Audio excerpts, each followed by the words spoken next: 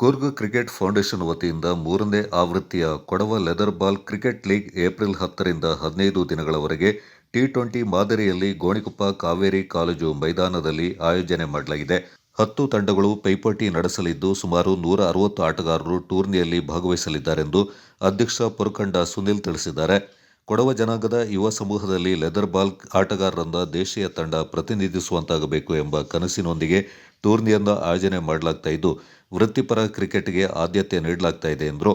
ವಿಜೇತ ತಂಡಕ್ಕೆ 2 ಲಕ್ಷ ನಗದು, ರನ್ನರ್ ಅಪ್ ತಂಡಕ್ಕೆ 1 ಲಕ್ಷ, ಮೂರನೇ ತಂಡಕ್ಕೆ 50,000 ನಗದು ಬಹುಮಾನ ನೀಡಲಾಗುತ್ತೆ. ಪ್ರತಿ ಪಂದ್ಯದಲ್ಲಿ ಪಂದ್ಯ ಶ್ರೇಷ್ಠ, ಸರಣಿ ಶ್ರೇಷ್ಠ, best bowler, best batter, fielder, best catch, best keeper, hattrick, emerging player, fair play team ಪ್ರಶಸ್ತಿ ಮೂಲಕ ಪ್ರೋತ್ಸಾಹ ನೀಡಲಾಗ್ತಾ ಇದೆ ಎಂದರು.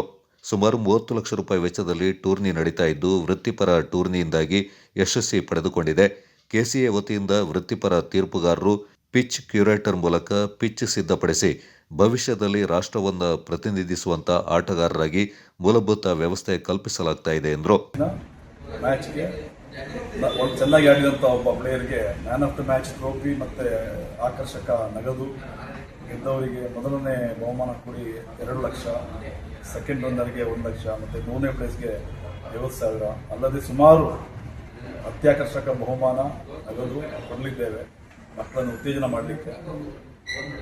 ಸೊ ಇಲ್ಲಿ ಟೂರ್ನಮೆಂಟಲ್ಲಿ ನಮ್ಮ ಸಹಪಾಠಿಗಳು ಹೇಳಿದಾಗೆ ಸುಮಾರು 160ಕ್ಕಿಂತ ಹೆಚ್ಚು ಪ್ಲೇಯರ್ನಲ್ಲಿ 30 ಬೆಸ್ಟ್ ಪ್ಲೇಯರ್ನ ಸೆಲೆಕ್ಟ್ ಮಾಡಿ ಅವರಲ್ಲಿಂದ ಒಂದು ಒಳ್ಳೆಯ ಪ್ರತಿಭೆಯನ್ನು ಆರಿಸಿ ಸುಮಾರು ಕ್ಲಬ್ಗಳು ಅಥವಾ ರಾಜ್ಯ ಮಟ್ಟ, ಜಿಲ್ಲಾ ಮಟ್ಟ, ಯಾವುದೆಲ್ಲ ಒಂದು ವೇದಿಕೆಯಲ್ಲಿ ಅವನ್ನ ಕಳಿಸಬೇಕು ಅದಕ್ಕೂ ನಾವು ಸಿದ್ಧಪಡಿಸ್ತೀವಿ. ಕೋಚಿಂಗ್ ಕ್ಯಾಂಪ್ ಕೂಡ ಕಡ್ಡಾಯವಾಗಿ ಮಾಡಬೇಕು ಅಂತ ಇದ್ದೇವೆ. ಈಗ ನಾವು 3 ವರ್ಷಗಳಿಂದ ನಮ್ಮೊಂದಿಗೆ ಇರುವಂತಹ ಮುಖ್ಯವಾದ ಬೆನ್ನೆಲುಬು ಅಂತ ಹೇಳ್ಬೋದು ತಂಡದ ಮಾಲೀಕರುಗಳು. ಸೊ ಒಂದನೇದಾಗಿ the Kodava tribe, team leverage, MTB royals, wood blasters, Kodava rising stars, ಹಾಗೆ ಬ್ಲೇಸ್ ಬ್ರಿಗೇಡ್,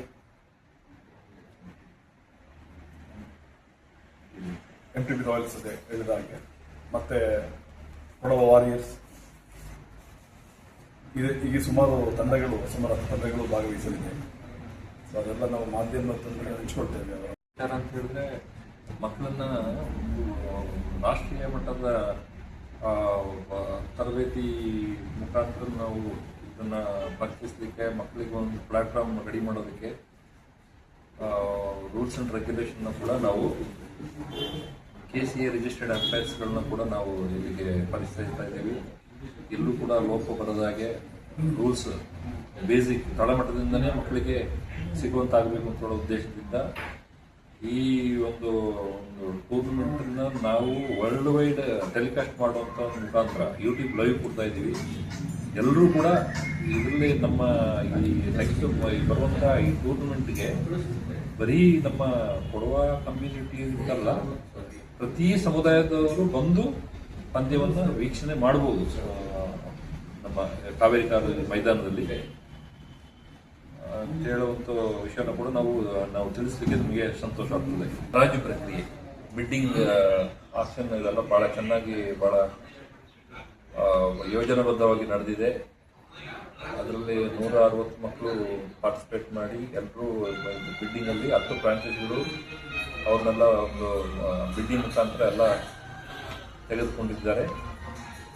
ಸೊ ಇದರ ಪೂರ್ವ ಸಿದ್ಧತೆಯಾಗಿ ನಾವೀಗ ನೆಕ್ಸ್ಟ್ ಕಾವೇರಿ ಕಾಲೇಜು ಮೈದಾನದಲ್ಲಿ ಪಿಚ್ ರೆಡಿ ಮಾಡುವಂಥ ಒಂದು ಪ್ರಕ್ರಿಯೆ ಕೂಡ ಸದ್ಯದಲ್ಲೇ ಪ್ರಾರಂಭ ಆಗ್ತದೆ.